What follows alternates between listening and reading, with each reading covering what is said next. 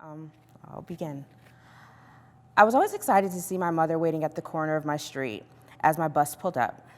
Our time together was always short, so I cherished every second of it, and now even more so. She'd greet me with a big smile and $1, just enough money to buy a handful of Sour Patch Kids at the store up the street. Those aforementioned seconds would turn into minutes and then into hours. Seemingly, in the blink of an eye, it would be time for me to go home. I didn't live with my mother. In what could have only been months after beginning school, the state had deemed her an unfit parent and removed me from the household. To this day, I don't know the exact circumstances, but I'm sure her drug problem had something to do with it. I never witnessed my mother do drugs, or more so, I don't remember my mother doing drugs, but soon enough, my mother's demons would reveal themselves. Although I lived with my cousin, who I refer to as my aunt, out on Exit 8, my school bus would drop me off at my mother's house near the New Haven line. This particular day was no different. My bus pulled up to the stop on the corner of Shelton Avenue and Reed Street, but today my mother was not waiting for me on the corner. No smile, no dollar. Instead, I was met with an ambulance parked in front of our house. Since I was always the last one on the bus driver parked and walked me across the street into my house. I remember entering the home and finding my grandmother sitting in the rocking chair, and I joined her by sitting on her lap, and we just rocked back and forth. We continued rocking as my mother was rolled past us in the hallway on a stretcher. "Is she dead?" I asked my grandmother. I don't remember her reply, but later that day I would get my answer. Our time together was always short-lived, but I could never have imagined how short it would be in the grand scheme of things. The following days are a blur. My last memory I have of that time is of me finally breaking down crying after everything was said and done. It must have taken me a few days to really grasp what had happened. But when I finally allowed myself to feel that pain, it felt like a shot through my heart, and that hole still remains. From what I have been told, my mother suffered from kidney failure after years of drug abuse. The day she died, her body just could not take anymore. The irony of it all, she was to check into a rehabilitation center the next following day. If only she knew that last hurrah would really be her last hurrah. The following year, I adjusted to my aunt being the only person I answered to. Her busy work schedule as a lawyer, executive director of Elm Haven Resident Council, and New Haven's first female police commissioner kept her occupied. That same busy schedule is what I attribute to me having to move to California with my uncle the summer after I completed first grade. Let her tell it, I moved to California to become a superstar and find my father, who, by the way, has no ties to California, as I would come to learn. While it is a cute story to tell, I doubt even as a 7-year-old I was making such big life decisions. No one actually knew who my father was. My mother had taken his name and any chance I would have of finding him to her grave. Fortunately for me, my uncle would fill those shoes. I always loved my uncle dearly. His caring paternal nature made it easy to do so. Unfortunately for me, with him came his wife. His wife was like the evil stepmother of my urban fairy tale. Even Disney couldn't make that shit up. Prior to moving to California, I had spent a summer or two there, and I don't recall any warning signs of what was to come.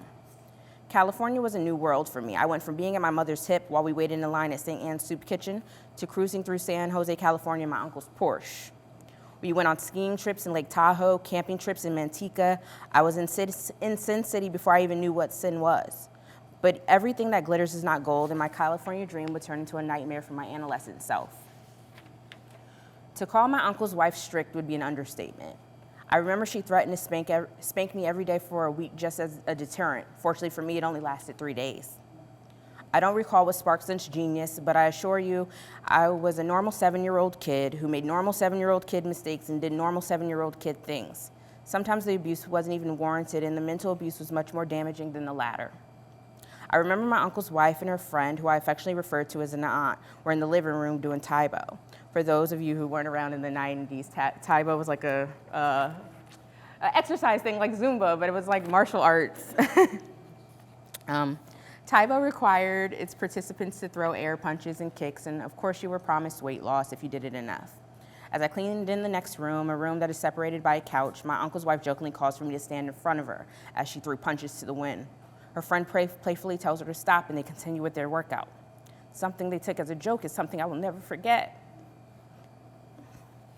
because it was one instance of many, and she always went out her way to bully me. Funny thing, recently that friend reached out to me on Facebook after I wrote a status listing things I wanted to accomplish before I turned 30. On the list, I wanted to get over my issues with my uncle's wife. The friend offered me an opportunity to hop on a phone call with her and another woman I used to refer to as an aunt and discuss my years in California. After a few days of consideration, I declined. That call wasn't for me.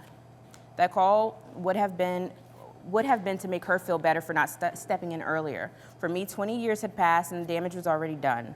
The time to step in was when I was 7, not approaching 30. It was the same friend who had a conversation about keeping things in the home after an incident resulted in me doing quite the opposite. One morning, I came to school, laid my head down, and just began to cry. Whatever she did that morning was mental, not physical, but I was unable to put myself back together before my teachers could notice. They proceeded to ask me what was wrong, and I just unloaded everything. They promised me they would not call home and relay what I had told them. Them asking for my telephone number directly after making that promise should have made a light bulb go off in my head that they wouldn't be keeping that promise. I don't know what happened between my family and child services, but I was not removed from the home at that time, and while my teachers had the best of intentions, they only made things worse. The night my uncle's wife caught word of what I had done, she spanked me multiple times throughout the night. I would be sitting at my desk doing homework outside of the room, and she would call me into the room to receive my spanking. Then I would be directed to go back to the desk. The cycle would repeat itself twice more that night, for a total of 3 times. What made my spankings unique was that she had wood specially cut into smaller planks for those occasions, an idea she adopted from another one of her friends I referred to as an aunt. I had a lot of aunts who used the same methods on her kids. In retrospect, I wish these aunts would have learned to shut the hell up. The planks were about 3 feet in length and 1 inch thick, maybe about 2 inches wide. She kept one in the room on the 2nd floor, one on the 1st floor, and another in the car, just for in case she needed to take the abuse on the road with her. But she never broke skin, there was no bruises, nothing. In context, it was not unusual to get spankings in black households at the time. Again, the physical abuse isn't what broke me, it was the mental, the intimidation, and the bullying. Whenever she walked behind me, my little body went cold. I never knew what was going to set her off. My nerves were a complete mess. One may ask where my uncle was during all of this time. He was around, but as time would tell, I was not the sole victim of her bullying. Only in retrospect, I would come to analyze their interactions and label them the same. The next time she was reported to child services, I made sure they knew he was not involved. This time, like I was previously warned to do, I confided in a family friend when asked about my home life, and the results were the same. By this time, it really didn't matter either way, because now at 12, I had already been removed from the home by my aunt and uncle themselves. One night, my uncle picked me up from the library, where I usually went after school, but I would never return home. The reason he gave, his wife said his behavior was making her grit her teeth at night. For context, I never skipped school, never got kicked out of class, I never smoked or did drugs, never had sex, never hit anyone or anything else for that matter, which would justify me needing to be removed from the home without warning, as if I was the threat. But here I was on my way to another aunt's house until they found a more permanent spot for me at another family's friend's house. The punishment never really fit the crime. Once I forgot to clean the cutting board, the punishment was to eat peanut butter and jelly sandwiches for every meal for a week. I hate peanut butter and jelly. Another time I complained about my extensive list of chores that I was expected to complete every Friday night. The punishment, the list was extended, and I spent the following day as a maid and had to mop the floors with a sponge on my hands and knees.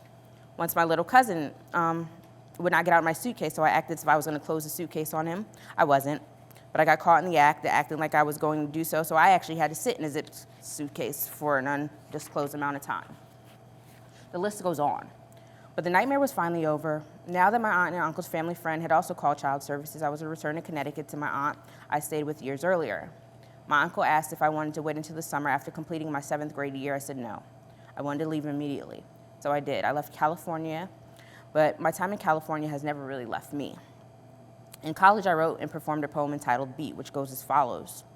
I was passed on to a family who would never understand me. My independence mistook for disobedience, and for that, I was punished. I was beat by a stick that was 2 inches wide, 1 meter long, and 1 inch thick.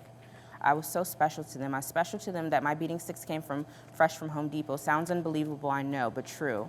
I know it doesn't sound like anything someone would do. For the littlest things I would get in trouble for, she beat me to let out the pain she had been through before, herself knowing what it felt like to be beat by an extension cord.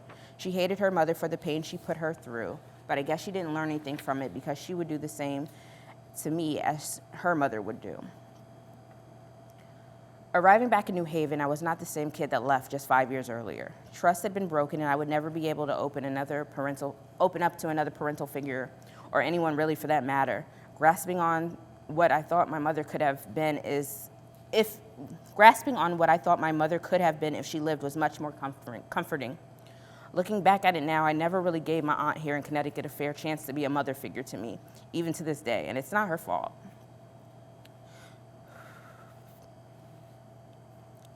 There is no way she could have lived up to the maternal figure I had created in my head.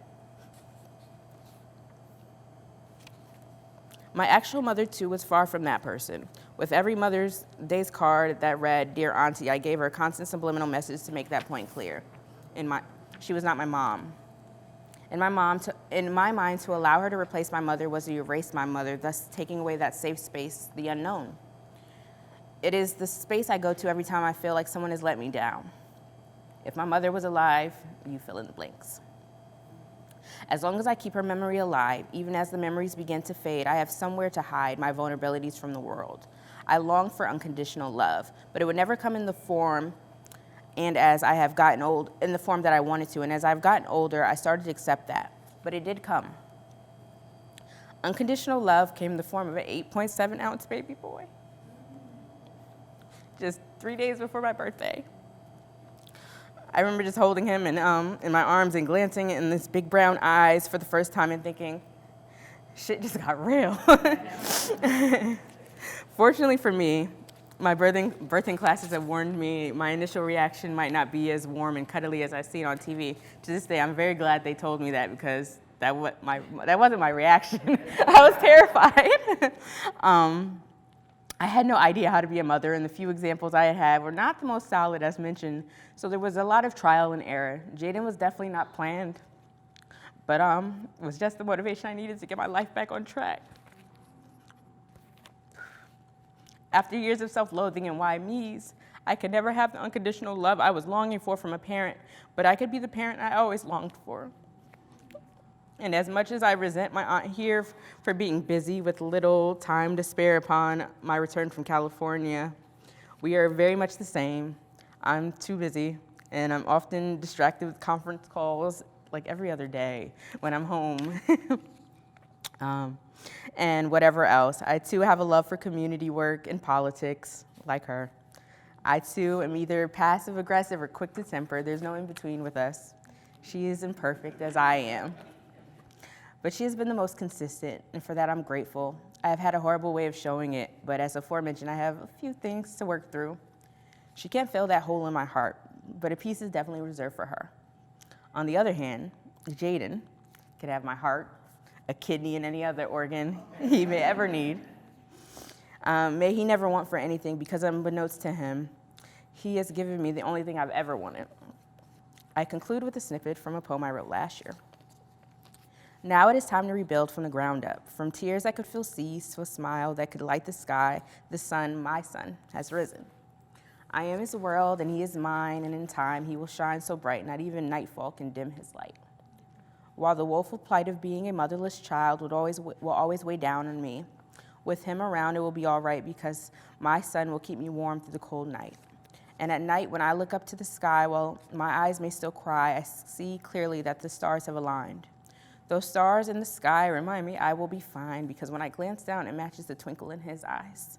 And despite your demise, the sun will rise another day. As in your demise is my mother. I cut a snippet out. The sun will rise another day, and despite my flaws, my son will be okay. And thank you.